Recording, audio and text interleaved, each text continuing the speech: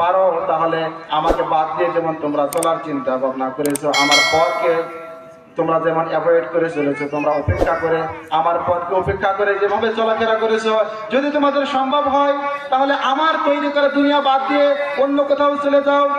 আল্লাহ রাব্বুল আলামিন বলেছেন, ইয়া মাশারাল জিন্নি ওয়াল ইনস ইন ইসতাতা'তুম আন তানফুযু মিন আকতারিস সামাওয়াতি ওয়াল আরদ ফানফুযু লা তানফুযুনা ইল্লা বিসুলতান। আল্লাহ রাব্বুল আলামিন চ্যালেঞ্জ দিয়েছেন, আমার দিন ভালো লাগে না, আমাকে ভালো লাগে না, আমার মনোনীত ইসলাম তোমাকে ভালো লাগে না, কোরআন ভালো লাগে না, হাদিস ভালো লাগে না, তোমাকে অন্য যে পথ, অন্য যে মত তোমার কাছে প্রিয় হয়, অন্য যা কিছু তুমি ধারণ করতে চাও, অন্য যা কিছু লালন করতে চাও, অন্য যা কিছু পালন করতে চাও, যদি সম্ভব হয় তাহলে আমাকে যেমন বাদ দিয়ে চলো, আমার দুনিয়াটাকে বাদ দাও।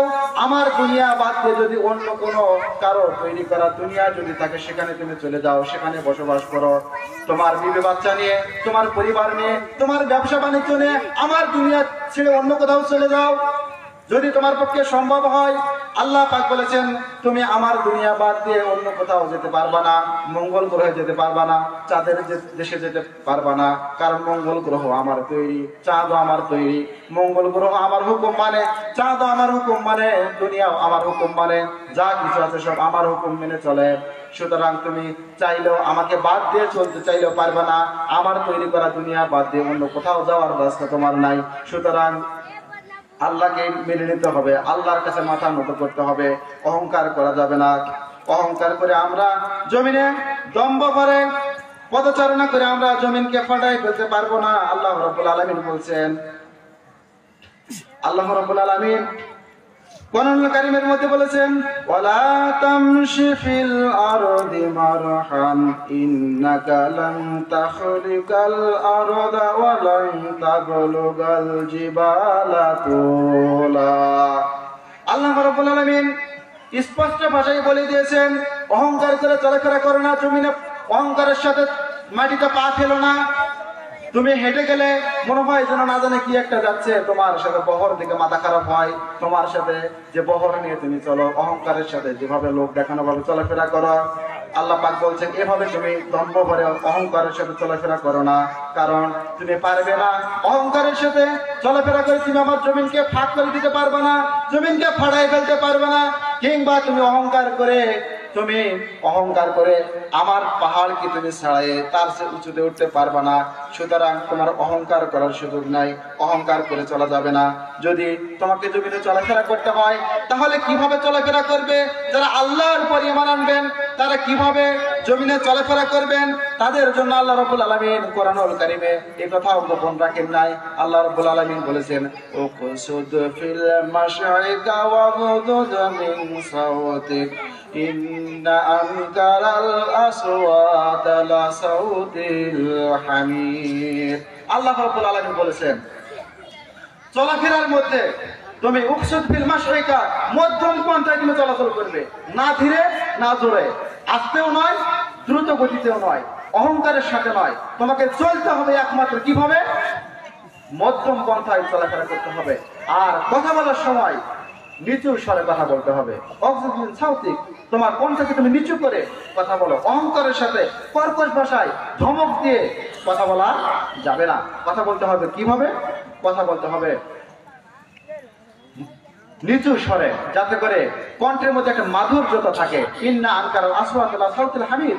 যারা কর্কশ ভাষায় কথা বলেন, যারা মানুষকে ধমক দিয়ে কথা বলেন, বাহাদুরি দেখে যারা কথা বলেন, আল্লাহ পাক বলছেন ইন্না আনকারাল আসওয়াতি লাসাউতিল হামির, নিশ্চয়ই হচ্ছে কর্কশ স্বর হচ্ছে গাধার স্বরের মতো। নাউজুবিল্লাহ বলবেন না? নাউজুবিল্লাহ। সুতরাং আল্লাহ রাব্বুল আলামিন বিনয় এবং বিনম্রতার মানদণ্ড দেখিয়ে দিয়েছেন। যারা ঈমান আনবে, কুল ইন্নাল মাউতাল্লাযী তাফিরুনা মিনহু ফাইন্নাহু মুলাকীকুম। আল্লাহ রাব্বুল আলামিন বলেছেন যখন সময় চলে আসবে, মৃত্যুর সময় যখন চলে আসবে তখন প্রত্যেকটা মানুষের সামনে মৃত্যু এসে উপস্থিত হবে। এই মৃত্যু থেকে পালাবার মতো কোনো উপায় নাই। সে যদি আকাশের সিঁড়ি লাগায় যদি আকাশের কোথাও দেওয়ার চেষ্টা করে, পালাবার উপায় নাই। মৃত্যু তাকে গ্রাস করবে, মৃত্যু তার জন্য অবধারিত। তার সামনের দিক থেকে মৃত্যু এসে তাকে আক্রমণ করবে, এখান থেকে পালাবার কোনো সুযোগ নাই। সুতরাং আমরা খেয়াল করি সমাজে যারা অন্যকে ভয় করে, জেলের ভয় করে, জুলুমের ভয় করে, নানান দিক থেকে ভয় করে, যারা অন্যের কাছে আত্মসমর্পণ করেন, অন্যের সাথে সমঝোতা করে চলেন, আল্লাহ রাব্বুল আলামিনের বিধানকে প্রাধান্য না দিয়ে অন্য কাউকে প্রাধান্য দেন, এভাবে যারা চলাফেরা করেন তাদেরকে একথা বুঝতে হবে, ঈমান যদি আনতে হয় তাহলে আল্লাহ ছাড়া অন্য কাউকে ভয় করার কোনো সুযোগ নাই। আমরা জানি যে গ্রামে আমরা তাফসীর মাহফিল করছি, এই গ্রামের আলহামদুলিল্লাহ এ ধরনের মানুষের অভাব নাই। এখানে অনেক মানুষ আছে যারা আমার পরিচিত, যাদের সাথে আমি চিনি, তারা জেল খেটেছেন, জুলুমের শিকার হয়েছেন, তারা অনেক দিক থেকে নির্যাতিত হয়েছেন, ব্যবসা প্রতিষ্ঠানে বসতে পারেন নাই, দিনের পর দিন বাড়িতে থাকতে পারেন নাই, ঘরে থাকতে পারেন নাই, নিজের বাড়িতে খাবার খেতে পারেন নাই, তারপরে তারা ইসলামী আন্দোলনের পর থেকে এক বিন্দু পরিমাণ সরে যায় নাই। আমরা জানি, আমার কাছে মনে হয়েছিল এই শিবরামপুর গ্রাম, এই শিবরামপুর থেকে আমার মনে হতো এটা থেকে আমার কাছে মনে হতো যে নবাবগঞ্জ থানার আর একটা পুলিশ ফাঁড়ি হলো শিবরামপুর। সব সময় আশেপাশে পুলিশ, আমরা আসতেই পারতাম না, যে কোনো সময় আসলে ভাই পুলিশ ঢুকে গেছে। এ ধরনের অনেকে জ্বালাতন করেছেন আমাদেরকে, যারা আমাদেরকে জ্বালাতন করেছেন তারা চেয়েছিলেন প্রশাসনের ভয় দিয়ে, জেল দিয়ে, জুলুম দিয়ে ইসলামী আন্দোলনের কর্মীদেরকে ইসলামী আন্দোলন থেকে বিরত রাখতে চেয়েছিলেন। কিন্তু আল্লাহ পাকের মেহেরবানি, আমরা আল্লাহ সামনে কাউকে ভয় করি না, আমরা মৃত্যুর ভয় করি না। এই জন্য ইসলামী আন্দোলনের একজন কর্মীকেও ইসলামী আন্দোলনের পথ থেকে দূরে সরানো সম্ভব হয় না। সম্মানিত উপস্থিতি, মৃত্যুর ভয় করা যাবে না, মরণ তো একদিন আসবেই। এই যে 2024 সালে যে আন্দোলন হলো, গণঅভ্যুত্থান, প্রায় 1600 মানুষ জীবন দিল। 1600 মানুষ, তাদের কোনো অপরাধ ছিল না, তাদের অপরাধ একটাই, তারা ফ্যাসিবাদের সাথে আপোষ করে নাই, তারা ফ্যাসিবাদের প্রস্তাবকে মেনে নেয় নাই, তারা সত্যের পক্ষে লড়াই করেছে, এটাই তাদের অপরাধ ছিল। এই অপরাধে প্রায় 1600 জনকে জীবন দিতে হলো, 25,000 মানুষ আহত, 400 মানুষ জীবনে আর কখনো পৃথিবীর আলো দেখতে পাবেন না, বিভিন্নভাবে তাদের চোখগুলো নষ্ট হয়ে গেছে।